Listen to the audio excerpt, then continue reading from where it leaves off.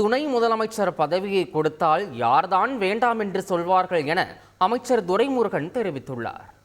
60 வருஷம் வாழ்க்கையை கட்சிக்காக உழைச்சோம். நான் துணை முதல்வர் இந்த பதவியில் வரும்போது அது உங்களுக்கான வாய்ப்பு தரதுல எதிர்பார்ப்பு இருக்குண்ணா. எல்லாருக்குமே கட்சிக்காரங்களுக்கும் அது கொடுத்தா என்ன உங்களுடைய எதிர்பார்ப்பு?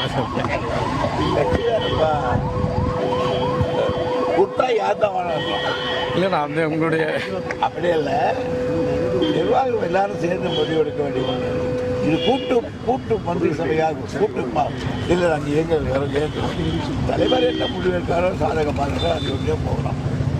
நான் இங்கே எப்பவுமே மந்திரியாகவே நான் கன்சல்ட் பண்ணுறதில்லை. நான் அந்த மாதிரி நடந்துக்கிறது கிடையாது. வந்துன்னா அதிகாரிகளாக இருந்தாலும் சரி, இந்த ஊரில் நாமளை பார்க்குறோம். இதே நீ சேலத்தில் வந்தீங்கன்னா என்னுடைய ஆட்டிடியூட் வேறு மாதிரி தான் இருக்கும். ஏன்னா துணை முதல் பதவிக்கு ஏற்கனவே முன்னுதாரணங்கள் இருக்குண்ணா, கொடுக்கலாம்ல. செய்திகளை உடனுக்குடன் தெரிந்து கொள்ள உடனே சப்ஸ்கிரைப் பண்ணுங்க.